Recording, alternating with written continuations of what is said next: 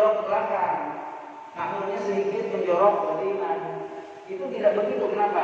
Karena makmum itu imamnya itu sebelah kirinya, yang makmumnya sebelah kanan. Jadi jangan punya pikiran bahwa itu nggak jelas sholat berjamaah mana pak, mana imam mana makmum.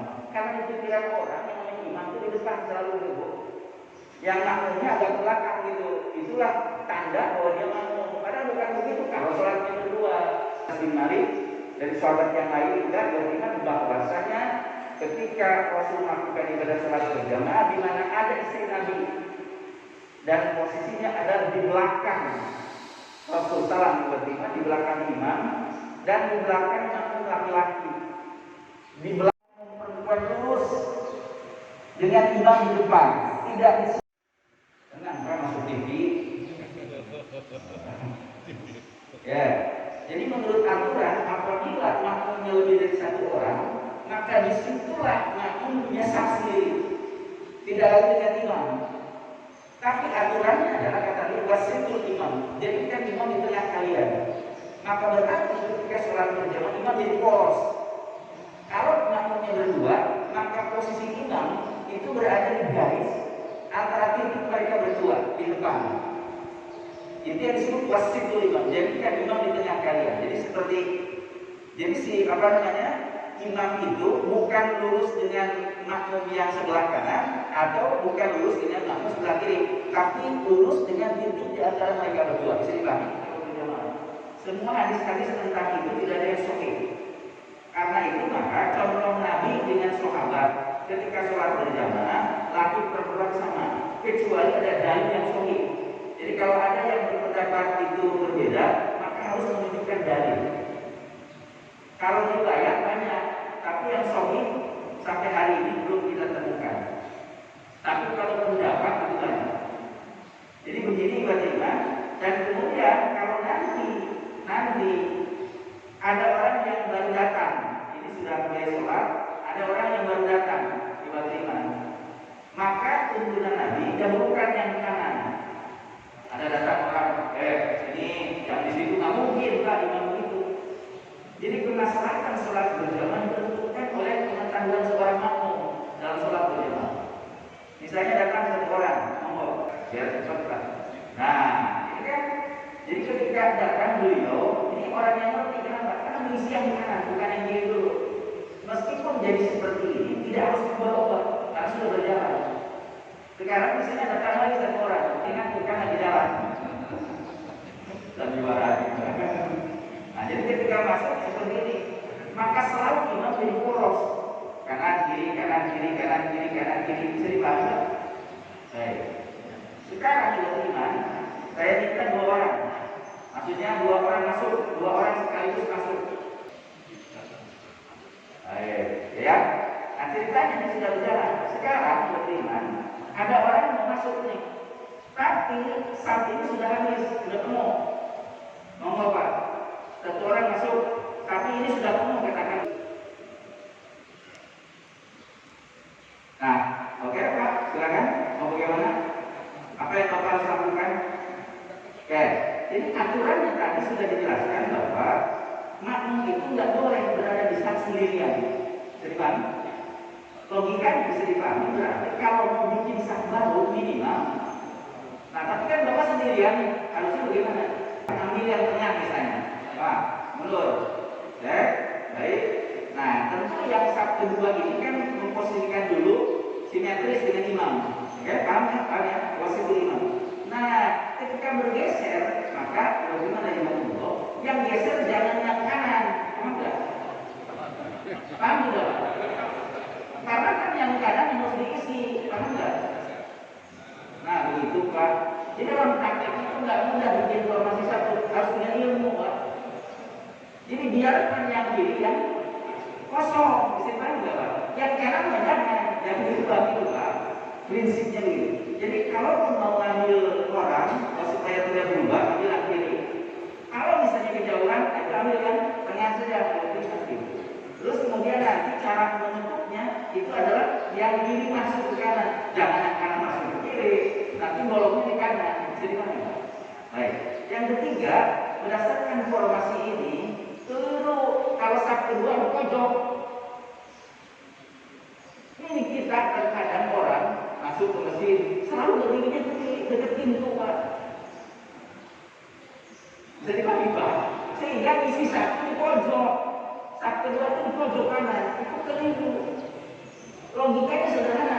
Kenapa saf kedua itu di pojok? Kenapa saf pertama di tengah?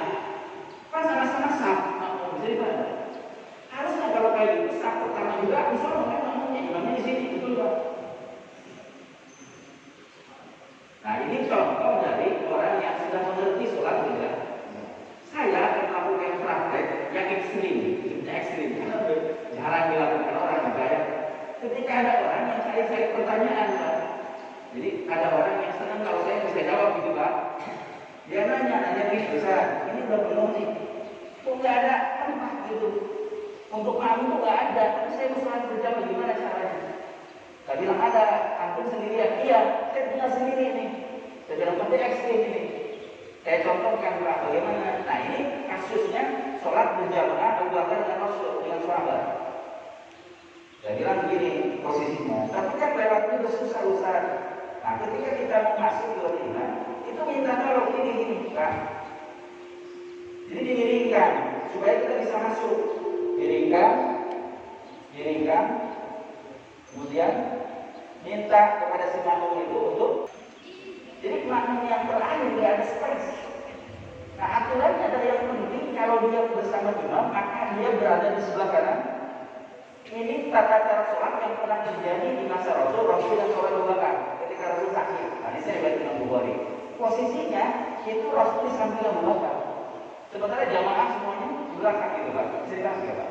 Maksud saya adalah dengan apa yang disampaikan tadi berarti untuk pengetahuan yang pengetahuan itu dipraktekkan di lapangan tergantung situasi dan gitu Pak maksud saya. Mohon terima kasih para model.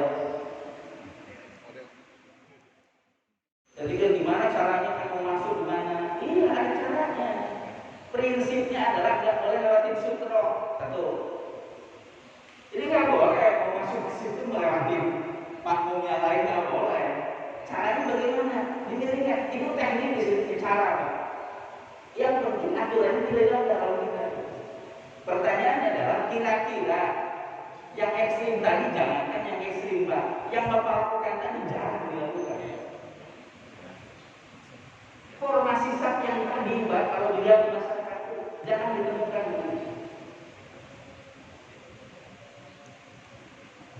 Di masa Nabi ada sahabat sholat isya 4 rakaat kan? Dia sholat di belakang saf sendirian. Pas beres kata Nabi istakbil sholat ulangi sholat kamu. Fa innahu la sholata lil munfarid wal qasab karena tidak ada sholat sendirian di belakang saf. Aturan yang jelas. Bayangkan bagaimana hadisnya sahih dari Imam Bukhari. Sahabat itu disuruh pulang sholat isya. Padahal sudah itu dari tadi Pak coba. Salam itu bareng sama Nabi. Tapi sholatnya di belakang sendirian. Bagaimana? Enggak kemudian berusaha untuk masuk atau mengajak satu orang untuk bersama. Maka Nabi ulangi sholat kamu itu. Akhirnya pas ulangi kan sendirian Pak. Aduh gimana dong Rasul kan aku jadi sendiri. Kata Rasulullah, apakah ada di antara kalian seorang yang mau bersedekah dengan orang itu? Fayusol 5 tahun kemudian dia sholat bersamanya. Ada sahabat, ya Rasul saya ada. Jadi ada sahabat yang sudah sholat lalu nemenin sahabat yang belum tadi sholat disuruh ulang. Itu menjadi sedekah bagi dia untuk melakukan sholat berjamaah. Itu sampai seperti itu Bagaimana dari Allah? Baik, mudah-mudahan itu sudah dikuasai prinsip-prinsip formasinya bagaimana itu dipahami. Terakhir bagaimana ini Rasulullah memberi tuntunan tentang susunan ideal ketika sholat berjamaah.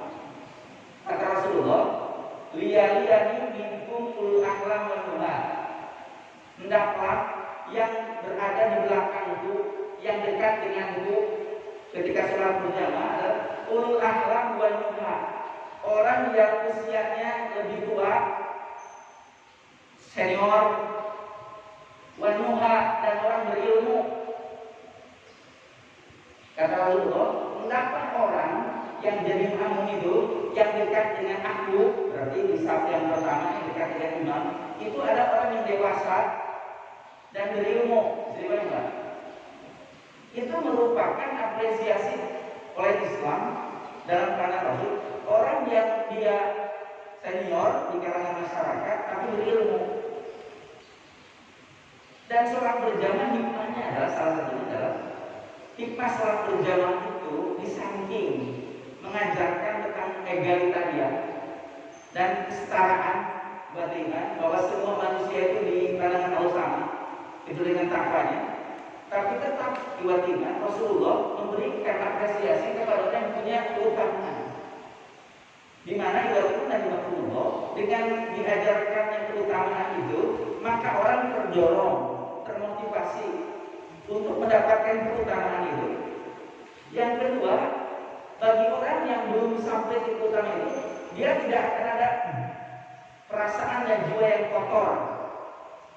Yang dibangun adalah saling menghormati, saling menghargai, menghormati kelebihan orang lain.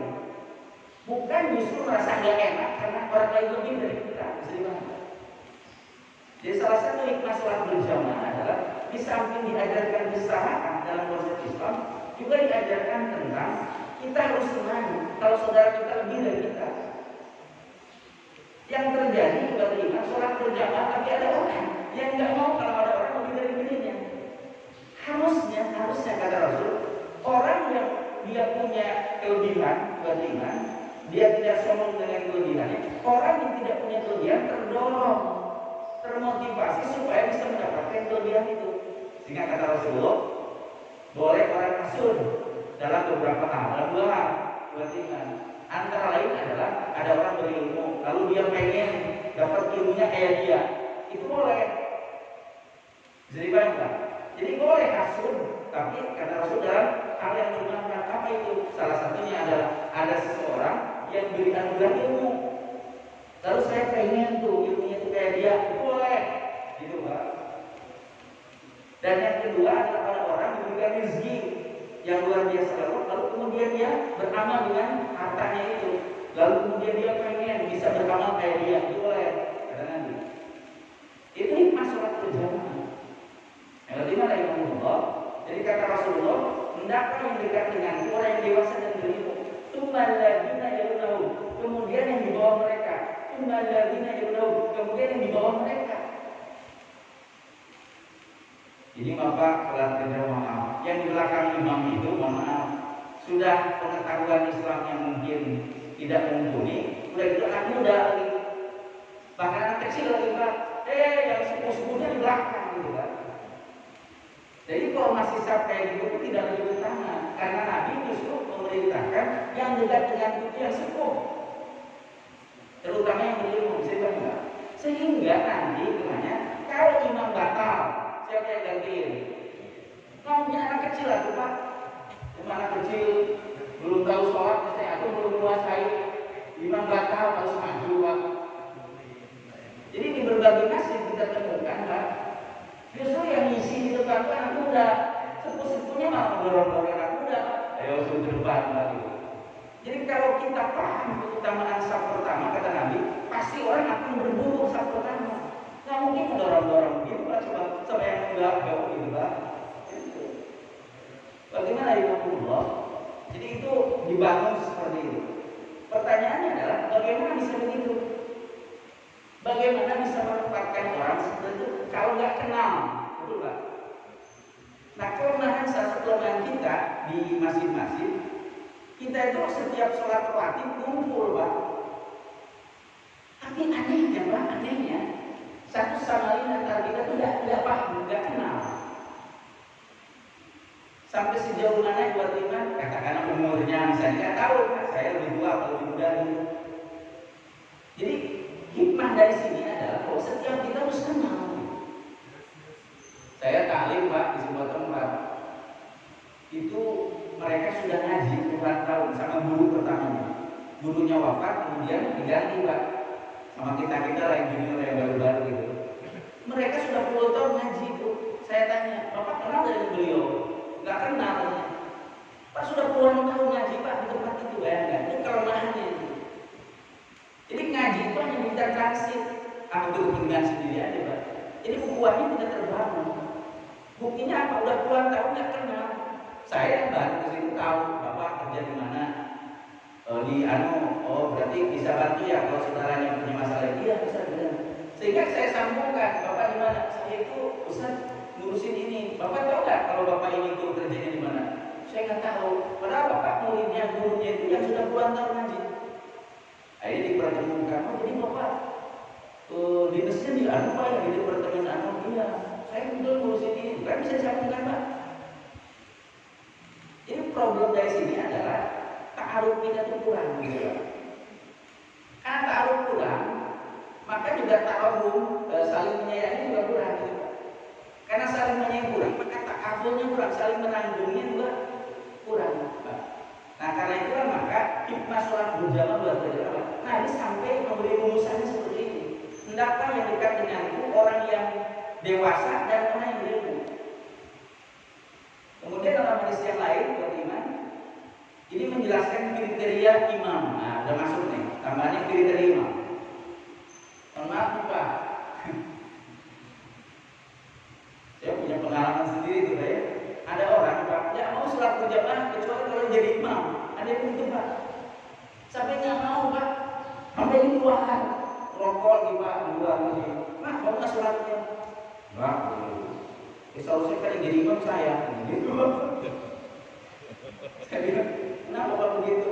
Ini kan ada surat ini, surat itu terus Bapak kan sudah dikasih tahu. Itu tuh produk zaman baheula, sekitar tempo dewe. Yang Bapak pegang udah lepek Pak, udah sobek-sobek itu surat keputusan saya jadi imam gitu. Kan pengurusnya sekarang sudah ubah dan sudah musyawarah lagi. Dievaluasi Bapak jadi imam, saya bilang gitu. Jangan kayak Bapak saya aja kan bukan nomor satu ya saya bilang gitu. Karena apa di sini itu ada yang lebih dulu daripada saya. Membimbing masyarakat ini bukan saya duluan, ada beliau. Jadi beliau didahulukan. Baru kemudian kalau beliau nggak bisa, saya baru kemudian yang lain. Bilang gitu. Jadi jangan ya Bapak saya ada begitu. Buatnya dari imam Allah. Jadi pokoknya kalau dia nggak jadi imam, dia ikut sholat berjamaah Bapak. Memuirnya duluan gitu. Ya Allah ya Allah. Bapak itu sudah harus ingat akhirat itu sudah. Udah usia 60 tahun masih begitu kelakuan gitu. Jadi aneh Pak, ke masjid itu mau ibadah, kenapa jadi begitu gitu? Di mana letak keikhlasan kita beribadah? Kenapa jadi rusak ikhlas beribadah karena urusan manusia dengan manusia? Di sisi lain berarti hati kita harus jembat, harus open bar. Ketika ada kekurangan harus mau diluruskan. Ini mah ada Pak. Ustaz, boleh nggak ya? Sah nggak sholat berjamaah? Imam bacaannya kayak gitu, panjang-pendeknya nggak jelas. Maksudnya salah gitu Pak. Saya bilang Pak, Bapak ini kan jamaah, iya. Pertanyaan sebenarnya tidak harus ada. Pertanyaan barusan itu tidak harus ada. Aku tanyakan kepada saya, kenapa? Kalau Bapak itu langsung ngobrol sama orangnya, oh sudah Ustaz, kan di sini ada sultan, ada pengurus. Maksudnya adalah pengurus masjid itu punya tanggung jawab besar, bukan hanya ngurusin fisik, tapi ketika fungsi masjid melakukan ibadah sholat berjamaah segala macam ibadah, ada kriteria yang harus dipegang. Salah satunya aturan imam. Kata Rasulullah ibadah, ini hadisnya panjang, tapi saya potong ujungnya. Di depannya sedikit faidah atau di sholat. Kata Nabi, apabila sholat waktunya sudah tiba, lalu adzin lakum, hendaklah ada untuk kalian wal yaqumakum aktsarul Qur'an. Hendaklah yang mengimami kalian yang banyak hafalan Qur'annya. Bapak Ibu yang saya hormati, tapi jangan ujung-ujung pikirannya ke sini. Ini salah satu keterangan dari berbagai keterangan tentang kriteria imam yang ideal berdasarkan tuntunan Rasul. Yang dengan aturan ideal itu memberi kemaslahatan kepada sholat berjamaahnya.